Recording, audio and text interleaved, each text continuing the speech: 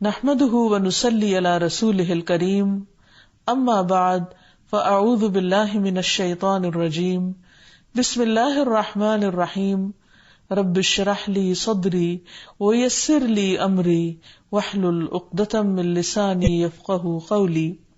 السلام علیکم ورحمۃ اللہ وبرکاتہ. آج ہم انشاءاللہ استخارے اور خیر پانے کی دعاؤں کے بارے میں گفتگو کریں گے. ساری خیر کا مالک اللہ ہے. جو بھی نعمتیں ہمارے پاس ہیں وہ سب اللہ سبحانہ وتعالی ہی کی طرف سے ہیں. اسی کے لیے ہے حمد و ثنا، اسی کی ہے تعریف اور اسی کے لیے ہے شکر. اور ہم مزید اپنی زندگی میں جو بھی خیر چاہتے ہیں اس کے لیے بھی ہمیں اسی کی طرف رجوع کرنا ہے. اور رجوع کرنے سے پہلے اللہ تعالی کی حمد و ثنا اور درود شریف پڑھنا نہیں بھولیے. استخارہ کیا ہے؟ استخارہ عربی زبان کا لفظ ہے جس کا معنی ہوتا ہے خیر طلب کرنا، بھلائی حاصل کرنا. تو استخارے میں دراصل ہم انسان اللہ سبحانہ وتعالی سے خیر و بھلائی کا سوال کرتے ہیں. اس کی تفصیلات آگے آئیں گی، لیکن جہاں تک خیر حاصل کرنے کا تعلق ہے تو ہم میں سے ہر شخص اپنے رب کا محتاج ہے. اپنی ہر ضرورت میں اسے اپنے رب ہی کی طرف رجوع کرنا چاہیے.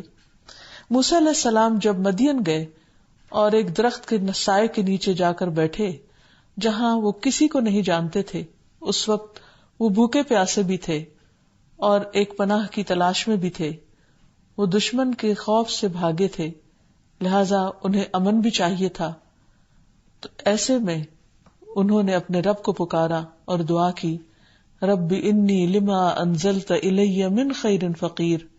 اے میرے رب، جو بھی خیر تو نازل کر دے، جو بھی بھلائی تو اس وقت مجھے عطا کر دے، میں اس کا محتاج ہوں، مجھے اس کی ضرورت ہے. اور پھر اللہ سبحانہ وتعالی نے ان کی تمام ضروریات پوری کر دی. پھر اسی طرح اللہ تعالیٰ تمام انسانوں کو مخاطب کر کے فرماتے ہیں قرآن مجید میں، اے لوگو تم سب اللہ کے محتاج ہو اور اللہ بے نیاز تعریف والا ہے. لہٰذا ہم سب انسان اللہ سبحانہ وتعالیٰ کی طرف سے ملنے والی خیر کے محتاج ہیں.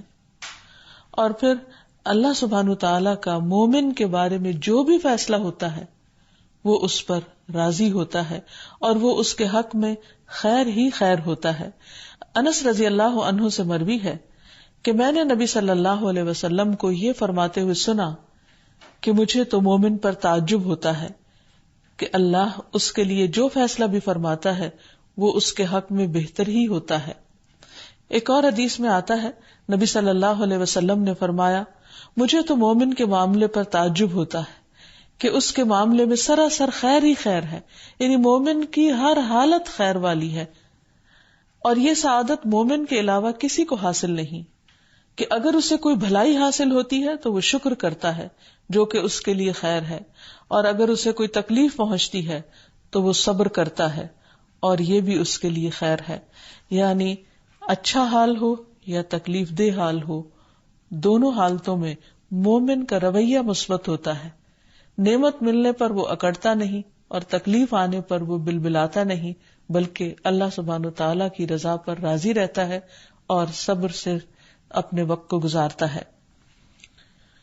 بہرحال آج چونکہ ہمارا موضوع استخارہ ہے تو ہمیں سب سے پہلے اس کی حقیقت سمجھنی چاہیے کہ استخارہ کیا ہوتا ہے، کب کیا جاتا ہے، کیوں کیا جاتا ہے اور اس میں مومن کے لیے کیا فائدے ہیں. استخارہ عربی زبان کا لفظ ہے جس کا مطلب ہوتا ہے خیر چاہنا، بھلائی مانگنا. اس میں انسان اللہ سبحانہ وتعالی سے دعا کرتا ہے، وہ مسنون دعا جو نبی صلی اللہ علیہ وسلم نے سکھائی، اور اس کے ذریعے اللہ تعالیٰ سے خیر و بھلائی چاہتا ہے. اور اس میں کہتا کیا ہے کہ اے اللہ، اگر فلاں کام میری دنیا اور عاقبت کے لیے بہتر ہے تو اسے میرے مقدر کر دے، کیونکہ کامل قدرت صرف تجھی کو حاصل ہے. اور اگر یہ کام میری دنیا اور عاقبت کے اعتبار سے اچھا نہیں تو اس کو مجھ سے پھیر دے اور مجھے اس سے پھیر دے. سوال یہ پیدا ہوتا ہے کہ انسان کو اس دعا کی کیا ضرورت ہے یا استخارہ کرنے کی کیا ضرورت ہے. تو سب سے پہلی بات تو یہ کہ انسان کمزور پیدا کیا گیا ہے.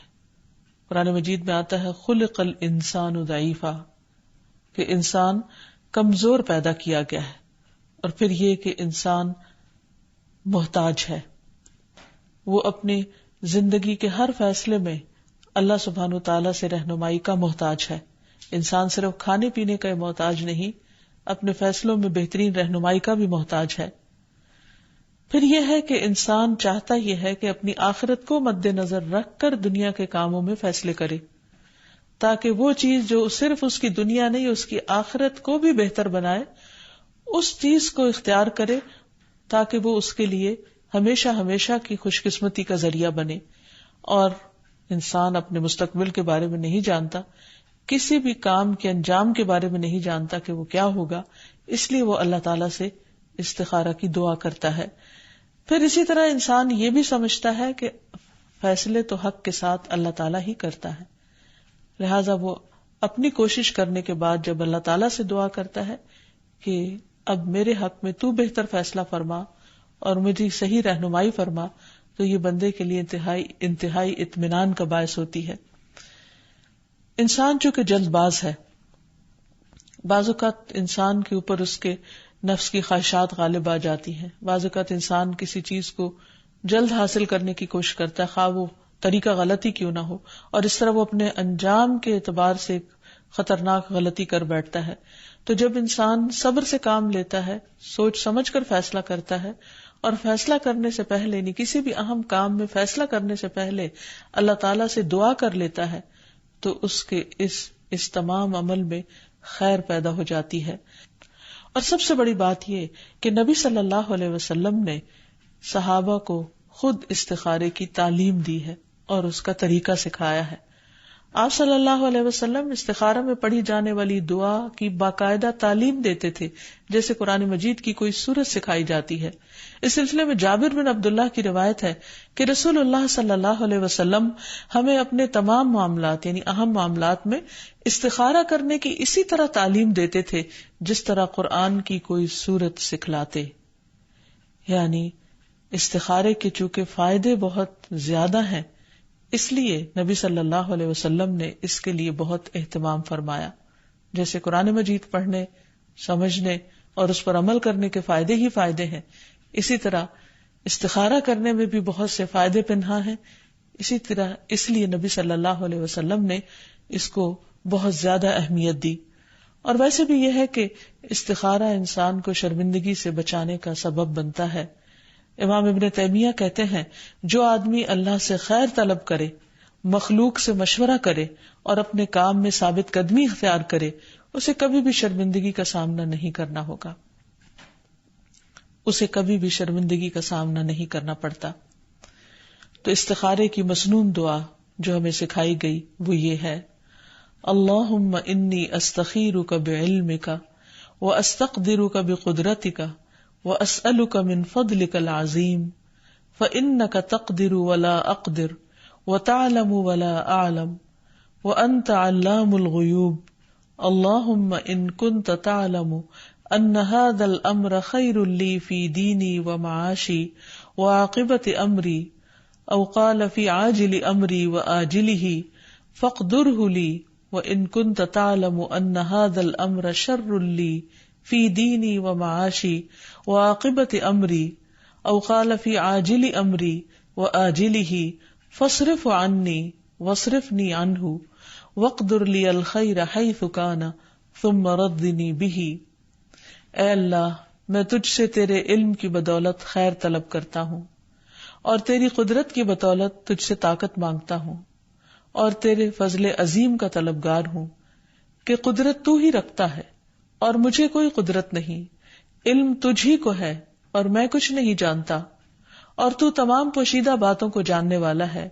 اے اللہ، اگر تو جانتا ہے کہ یہ کام یعنی جس کے لیے استخارہ کیا جا رہا ہے میرے دین اور دنیا اور میرے کام کے انجام کے اعتبار سے میرے لیے بہتر ہے، یا آپ نے فرمایا کہ میرے لیے وقتی طور پر اور انجام کے اعتبار سے بہتر ہے، تو اسے میرے لیے نصیب کر. اور اگر تو جانتا ہے کہ یہ کام میرے دین، دنیا اور میرے کام کے انجام کے اعتبار سے برا ہے، یا آپ نے یہ بھی فرمایا کہ میرے معاملے میں وقتی طور پر اور انجام کے اعتبار سے برا ہے تو اسے مجھ سے ہٹا دے اور مجھے بھی اس سے ہٹا دے، پھر میرے لیے خیر مقدر فرما دے جہاں بھی ہو، اور پھر مجھے اس پر راضی کر دے۔ تو اس میں آپ دیکھ رہے ہیں کہ سب سے پہلی بات جو کی گئی وہ ہے اللہم انی استخیرک، اے اللہ میں تجھ سے خیر طلب کرتا ہوں۔ کیوں کرتا ہوں؟ بعلمک، تیرے علم کی وجہ سے، کیونکہ تو جانتا ہے، میں نہیں جانتا۔ واستقدرک بقدرتک، اور تیری قدرت کی بدولت تجھ سے طاقت مانگتا ہوں کہ میں اس کام کو کر سکوں۔ اور پھر واسألک من فضلک العظیم، اور میں تجھ سے تیرا عظیم فضل مانگتا ہوں، یعنی میں تو جاہل ہوں، لا علم ہوں، اپنے لیے خیر کو نہیں پہچان سکتا کہ میرے لیے خیر اور بھلائی کس رخ میں ہے، کس طریقے پر ہے، کس چیز میں ہے، لیکن تو جانتا ہے اپنے مکمل علم کی وجہ سے، اپنی بھرپور قدرت کی وجہ سے۔ فإنک تقدر ولا اقدر، کیونکہ تو قدرت رکھتا ہے میں نہیں رکھتا، وتعلم ولا اعلم، تو علم رکھتا ہے میں علم نہیں رکھتا، وانت علام الغیوب، اور تو غیبوں کو بھی خوب خوب جاننے والا ہے، یعنی جو چیزیں میری نگاہوں سے چھپی ہوئی ہیں وہ تجھ سے چھپی ہوئی نہیں ہے، تو سب کچھ جانتا ہے کہ جو کام میں کرنے جا رہا ہوں یہ میرے حق میں بہتر بھی ہے یا نہیں۔ اور پھر ان کنت تعلم ان ھذا الامر خیر لی، اگر تو جانتا ہے کہ یہ کام میرے حق میں بہتر ہے، فی دینی، کس اعتبار سے بہتری؟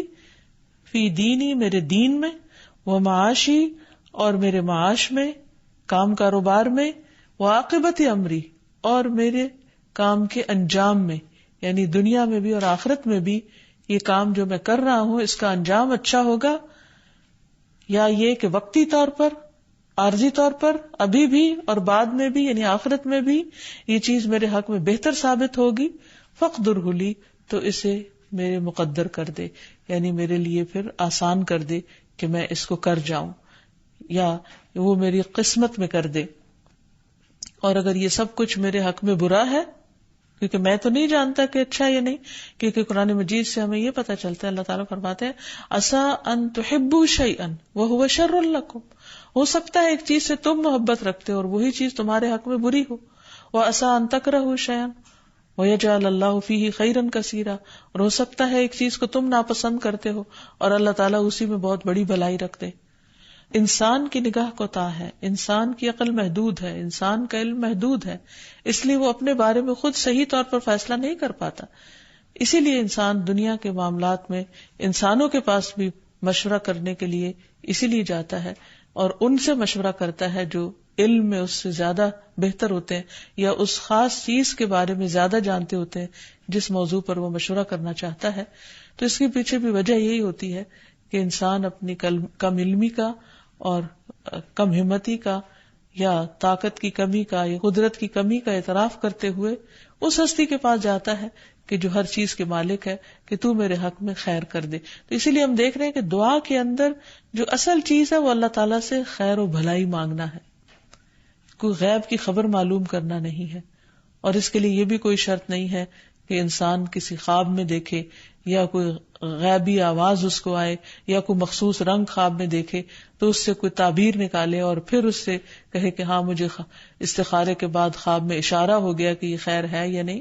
نہیں، انسان جب کسی کام کو کرنا چاہے تو اس کے بعد اس کو اگر اچھا سمجھتا ہے تو اللہ تعالیٰ سے 2 نفل نماز پڑھ کر دعا مانگ کر معاملہ اللہ تعالیٰ کے سپرد کر لے اور جو کچھ میسر ہو اس کے مطابق عمل کر لے، اور اس کے بعد جو بھی ہو جائے اسے اللہ تعالیٰ کی طرف سے اپنے لیے ایک بھلائی کا فیصلہ ہی سمجھے اور اس پر راضی رہے۔ صحابہ کہتے ہیں کہ رسول اللہ صلی اللہ علیہ وسلم انہیں ہر کام میں استخارے کا حکم دیتے تھے، یعنی ہر کام سے مراد یہ کہ ہر اہم کام میں استخارہ کرنے کا حکم دیا کرتے تھے۔ جب انسان ایک بار استخارہ کی دعا کر لیتا ہے، اللہ سبحانہ وتعالیٰ کی رضا پر راضی ہو جاتا ہے، تو اللہ سبحانہ وتعالیٰ جو چیز اس کے حق میں بہتر ہوتی ہے اس کی طرف اس کا رخ پھیر دیتے ہیں۔ ایک بات اور بھی یاد رہے کہ استخارہ کرنے کے بعد جب انسان ایک فیصلہ کر لے اور کام شروع کر دے تو اس کے بعد پھر بار بار استخارہ کرنے کی ضرورت نہیں۔ مثلاً اگر کسی بچی کے لیے ایک پروپوزل آیا آپ نے استخارہ کیا، آپ کا دل مطمئن ہو گیا، آپ نے ہاں کر دی اور بات آگے بڑھنے لگی، اور بیچ میں کوئی چھوٹی موٹی چیز ناپسند ہوئی اور پھر سے استخارہ شروع کر دیا، تو یہ بات درست نہیں.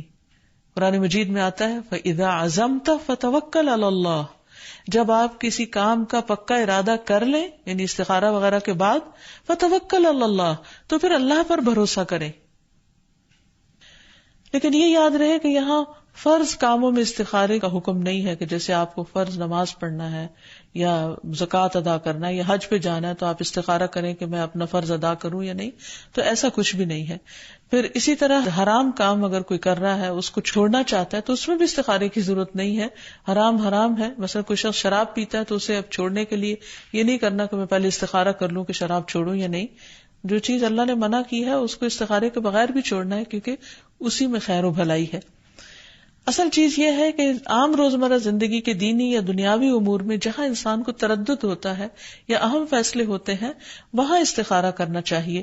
مثلا شادی وغیرہ، کوئی کاروبار کرنا ہے، بزنس کرنا ہے، کوئی نئی جاب چینج کرنا ہے، تو اس صورت میں استخارہ کرنے کی ضرورت ہے. تو پھر استخارہ اس موقع پر کرنا چاہیے جہاں انسان ایک اچھا درست کام کرنے جا رہا ہے، زندگی کا اہم فیصلہ کرنے جا رہا ہے، مثلا شادی کا ارادہ ہے یا کوئی کاروبار کا ارادہ ہے یا کسی نئی جاب کا ارادہ لینے کا ارادہ ہے.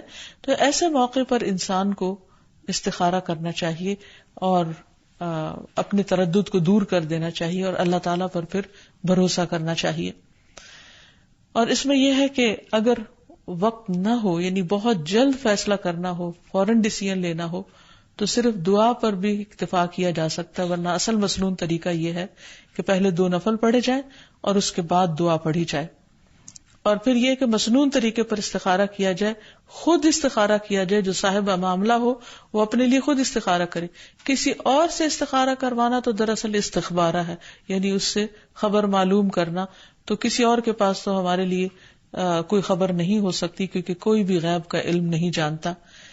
پھر اسی طرح یہ ہے کہ انسان پورے اخلاص اور یقین کے ساتھ استخارہ کرے اور اللہ تعالیٰ پر اعتماد کرے، نماز میں خشوع اور تضرع اختیار کرے. اور یہ نماز فرض نماز کے علاوہ ہوگی، یہ نہیں کہ فرض نماز کے بعد انسان کہے کہ یہ استخارے کی نماز ہے اور اسی میں ہی دعا پڑھ لی جائے. ہاں، اشد ضرورت کے وقت الگ سے دعا پڑھی جا سکتی ہے، ورنہ اصل طریقہ یہی ہے کہ نفل کے ساتھ دعا پڑھی جائے. جب استخارہ کر لے انسان تو اس کے بعد پھر اللہ پر بھروسہ کرے اور اللہ تعالیٰ پر توکل کرتے ہوئے اپنے کام جاری رکھے. پھر بعض اوقات یہ سوال ذہن میں آتا ہے کہ کیا استخارہ ایک بار کرنا کافی ہے یا ایک سے زائد بار بھی کیا جائے؟ تو اس میں یہ ہے کہ انسان ایک دفعہ کرنا بھی اس کے لیے کافی ہے، لیکن اگر وہ ایک سے زیادہ بار بھی کرنا چاہے تو یہ نوافل ہے، نوافل کے پڑھنے میں کوئی حرج نہیں ہے. استخارے کے سلسلے میں یہ بھی یاد رہے کہ اگر ایک کام میں بہت سے لوگ شریک ہیں تو وہ سب کے سب استخارہ کریں گے، اور استخارہ کروانے کے لیے کسی کاہن یا نجومی کے پاس جانے کی ضرورت نہیں ہے یا کسی خاص دینی بزرگ کے پاس جانے کی ضرورت نہیں ہے. ہر انسان کا اللہ سبحانہ وتعالیٰ کے ساتھ براہ راست تعلق ہونا چاہیے، کیونکہ ہم سب اللہ کی مخلوق ہیں. اور نبی صلی اللہ علیہ وسلم نے کبھی بھی لوگوں کو یہ نہیں کہا کہ آپ میرے پاس آؤ میں تمہارا استخارہ کر کے دیتا ہوں، بلکہ ہر ایک کو دعا سکھائی اور ہر ایک اپنے لیے خود استخارہ کرے. اور پھر یہ ہے کہ بعض اوقات یہ بھی ہوتا ہے کہ استخارہ کرنے کے باوجود جو ہم کام کرتے ہیں اس میں وہ فائدہ نہیں ہوتا، تو پھر وہ حدیث یاد رکھے کہ مومن کے ہر فیصلے میں خیر ہے. اگر اسے کوئی تکلیف بھی پہنچ جاتی ہے اور اس پر وہ صبر کرتا ہے تو اس کے لیے اجر ہے. ایک چیز بظاہر شر نظر آتی ہے لیکن حقیقت میں وہ باطن میں ہمارے لیے خیر ہوتی ہے. تو چیزوں کو ان کے اصل انجام کے لحاظ سے دیکھنا چاہیے، وقتی طور پر کیا ہوا کیا نہیں، فائدہ ہوا یا نقصان ہوا، اس اعتبار سے نہیں. ہو سکتا ہے ایک چیز دنیا میں ہمیں بہت فائدے کی نہ نظر آ رہی ہو لیکن آخرت کے اعتبار سے وہ ہمارے لیے بہت فائدے کی ہو. تو مومن تو ہمیشہ اس بات پر یقین رکھتا ہے کہ اس کے رب کا ہر فیصلہ اس کے لیے خیر والا فیصلہ ہے، کیونکہ اللہ تعالیٰ اپنے بندوں پر نہ ظلم کرتا ہے اور نہ ان کے ساتھ شر کا ارادہ کرتا ہے. اسی طرح زندگی کے اور معاملات میں جو خیر کی دعائیں انسان مانگ سکتا ہے، تو چند ایک مسنون دعائیں یہ ہیں. ایک تو یہ کہ انسان یہ یقین رکھ کے دعا کرے کہ ساری خیر اللہ کے ہاتھ میں ہے، جیسے ایک حدیث میں آتا ہے والخیر کلہ فی یدیک والشر لیس الیک، اور ساری بھلائیاں تیرے ہاتھ میں ہیں اور شر کی نسبت تیری طرف نہیں ہے. تو سب سے پہلے تو موسیٰ علیہ السلام کی دعا انسان کثرت سے کرتا رہے. پھر اسی طرح ایک اور دعا ہے، اللہم انی اسألک من الخیر کلہ عاجلہ وآجلہ ما علمت منہ وما لم اعلم، اللہم انی اسألک من خیر ما سألک عبدک ونبیک محمد صلی اللہ علیہ وسلم وأعوذ بک من شر ما عاذ منہ عبدک ونبیک، اللہم انی اسألک الجنۃ وما قرب الیہا من قول او عمل واسألک ان تجعل کل قضاء قضیتہ لی خیرا. اے اللہ، میں تجھ سے ہر خیر کا سوال کرتا ہوں، خواہ وہ فوری ہو یا تاخیر سے، میں اسے جانتا ہوں یا نہیں جانتا.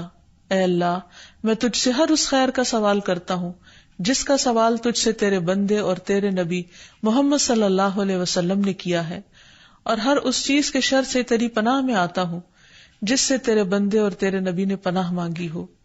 اے اللہ، میں تجھ سے جنت اور اس کے قریب کر دینے والے ہر قول اور عمل کا سوال کرتا ہوں، اور جہنم اور اس کے قریب کر دینے والے ہر قول اور عمل سے تیری پناہ مانگتا ہوں، اور میں تجھ سے سوال کرتا ہوں کہ تو میرے لیے جو بھی فیصلہ کرے وہ خیر کا فیصلہ فرما.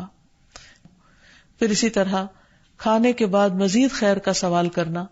رسول اللہ صلی اللہ علیہ وسلم نے فرمایا، جب تم میں سے کوئی کھانا کھائے تو یہ دعا پڑھے، اللہم بارک لنا فیہ واطعمنا خیرا منہ، اے اللہ ہمارے لیے اس میں برکت عطا فرما اور ہمیں اس سے بہتر کھانا کھلا. پھر اسی طرح یہ ہے کہ انسان دوسروں کو بھی خیر کی دعا دے. آپ کے ساتھ کوئی بھی احسان اور بھلائی کرے تو اسے کہیے جزاک اللہ خیرا، کہ اللہ آپ کو بہترین بدلہ عطا کرے. وآخر دعوانا ان الحمد للہ رب العالمین.